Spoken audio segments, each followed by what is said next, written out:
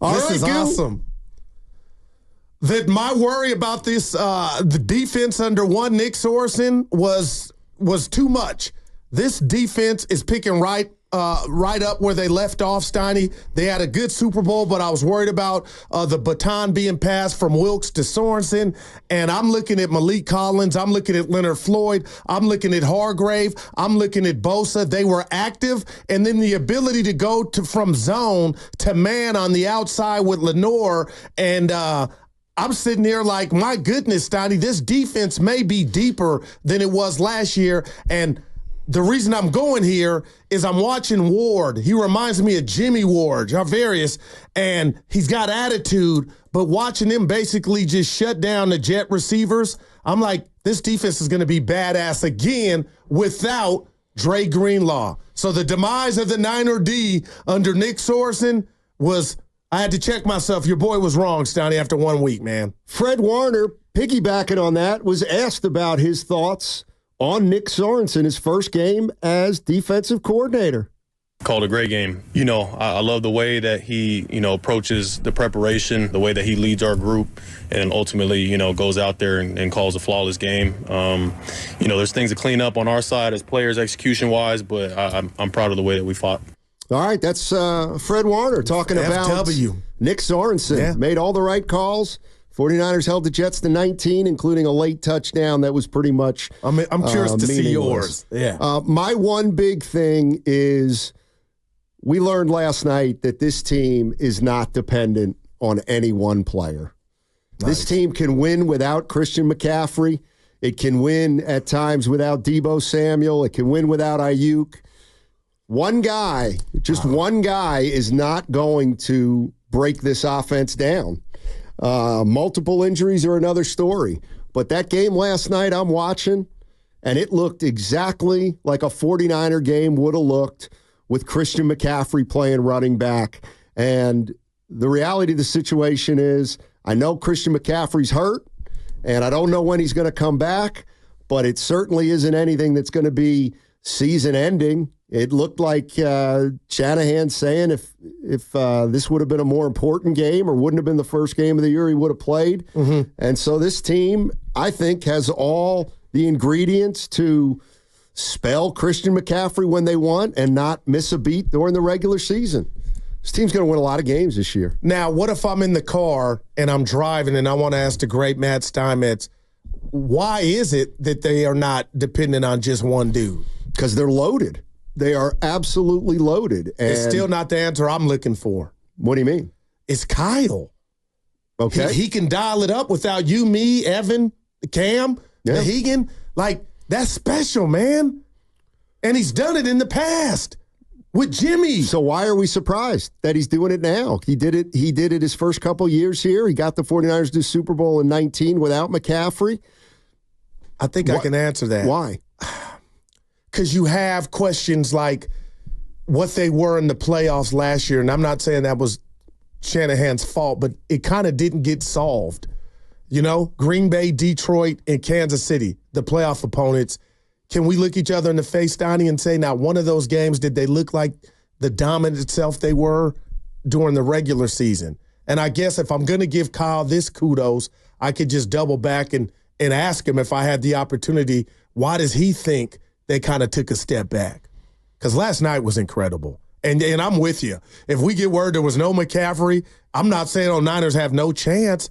I'm like, that was Picasso last night of a game plan by both coordinators, for that matter. Yeah, I mean, my one big thing is man, this team can win and beat you in a variety of ways. They can beat you with a run. They can beat you with a pass. Their defense can be good. It was last night. Maybe they ran into a Jets team that's still trying to figure itself out, and they have a quarterback who's relatively new and trying to figure out his teammates. But nevertheless, that game was not in doubt for the last 2.5 quarters, and the 49ers, I thought, played as good of a game one as they could possibly play. And what about this? Now I think they got a secret weapon. It's not even a secret. If you're telling me Jake Moody is going to do this, Donnie, and again, I keep going back to that big-ass field goal in the Super Bowl that he hit. I mean, man, just now it's an embarrassment of riches. Obviously, you want to punch it in and not be dependent on the field goal kicker. It's not that. It's when you need them, the confidence. And I just think of how his career started, the miss against the Browns last year. Steiny, your boy's in the zone right now, man. R. Herrera on the Xfinity Mobile Tech, or rather on the YouTube chat, Steiny's getting cocky now. San Francisco has no replacement, all capital letters, for Brock Purdy. Hello? Yeah, I disagree. Man. I mean, you can't tell me that if Brock Purdy missed a few games that the 49ers wouldn't have a good chance to win. Can't win a Super Bowl probably without Brock Purdy. I'm not saying that. But Allen and Dobbs. But what do you want from your backup quarterback? You want somebody who can step in, play 3 or 4 games if he has to, and keep the ship upright. And I have no doubt that Brandon Allen or Dobbs, he can do that. Yeah. 888-957-9570 is the number. Guru and I just gave you our one big thing from last night's game. Mine is that this team is not reliant on one guy. They have all kinds of weapons. They're going to spread it around, and they're going to be able to compensate for a guy being out here and there, and I don't think they're going to skip a beat. Guru, his one big thing was the defense under Nick Sorensen. Looked terrific. 19 points given up, late touchdown. It was pretty meaningless. They had Rodgers. I don't know if he was under duress, but I think comfortable, Steiny. No, he wasn't. You're right about that. He wasn't comfortable. It looked like I thought he got rid of the ball a little soon at times. Wow. I think he was a little bit concerned about getting hit after not playing for a while.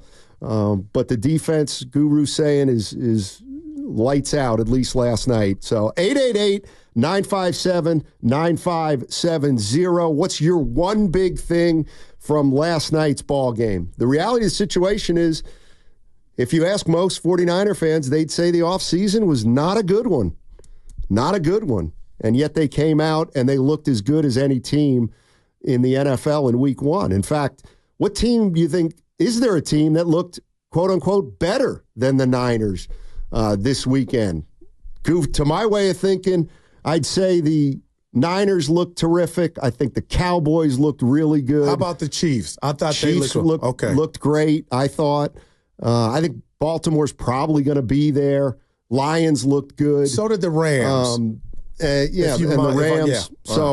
But I think the Niners, all things considered, if you're a 49er fan, you got to give last night an A grade, I would think. Yeah, that's what I'm giving it. But again, I don't want to bring the party down. Evan, you tell me what you think. But Steiny, do you believe in pressure? You know what? I saw. Now get this, because you just asked me, so I had no idea I was going to say, and it's just unbelievable. So I'm going through Instagram, okay, and I see a photo of Billie Jean King and Andre Agassi. Okay, and they're at the U.S. Open, and they're just taking a picture, but in the background there's a sign with words on it. Oh, what does it say? And do you know what it said? Do you know what the sign said? I got to believe it had something to do with pressure. It did. It said, pressure is a privilege. Pressure is a privilege. And I thought about that, and I said, I think I've got a new tagline. Pressure is a privilege. It's a privilege. A privilege. Well, it's not your tagline. Well, it is now. I was getting ready to go. It is now. So you jacking people for their slogans. Had you ever heard that before? No, I hadn't. Evan, had you ever heard that before? Yeah, at the U.S. Open. No, you haven't.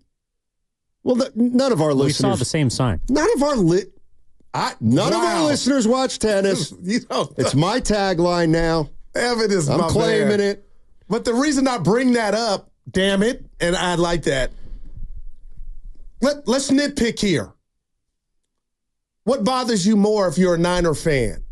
The two penalties are penalties, and they had 2 touchdowns called back.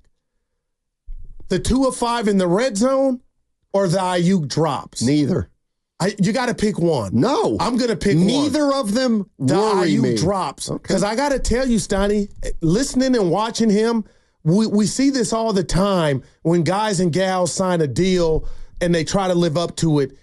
Steiny, he makes that catch 9 out of 10 times. And this is something to monitor moving forward. But now it feels like the whole stadium. I was there every time he was targeted and he made some catches. Oh, boy. It's like, Yeah. okay, Brandon, is there more at play? Did you not being at OTAs in preseason, is that going to follow you? Or are you just going to slap that in the face and catch every ball coming your way? And I just thought on that dive, on a dime by Purdy, I was like, oh, I will never get the chance to ask him. But my thought was, Steiny, I wonder if that was he missed camp related or contract or a combo of both, and when that will go away. Boy, you're something. Steiny, he makes that catch 9 out of 10 times. All right. Well, he missed trade. Well, yes, I believe they're similar. I know it was a calf then. Never mind. It's a calf now. Man-to-man, Jennings. Oh, he got a throw. Aiyuk, he's a little rusty, Pate. He's missed all training camp. Get signed, get in training camp. There's a reason for training camp. You need it. We need the reps. Oh. Get those contracts done earlier so we can get in training camp. We don't drop balls on opening night. Right, it's probably one thing catching passes, running routes. All of a sudden you're laying out for a pass, full speed, diving. That's why, those happen in camp. You make those, you practice those. That's just a little rusty. Can't do it. You're still catching balls at a high school field from some quarterback that's 45 years old, my age. You're not catching balls from your quarterback. Get signed, get in camp, and we don't drop the ball. Oh, you're a beautiful. Russell Crowe, a beautiful mind for playing that. Man, they said more than that, if you know what I mean. What do you mean? They said that and it was harsh. But the street vernacular, Steiny, they said some other stuff. Boy, and I'm rooting for Brandon, but man, you got to bring that in, baby. You heard the Mannings. How you gonna? Yeah, the Mannings said it. I didn't say it. I just brought it up to you. Right, but the Mannings said that's a pass that he probably catches if he has training camp. You think he's going to be dropping passes in week 4? No. Okay. I hope not. How about that? I don't think he is. You don't think he is, or you do? I don't. Okay. Because he's so polished and good. Well, if you don't, then there's no worry. Yeah, but Niner fans hoping that this doesn't continue, like it gets rectified. Like, why would it continue? I guess is my question. Isn't he going to be the receiver he's always been?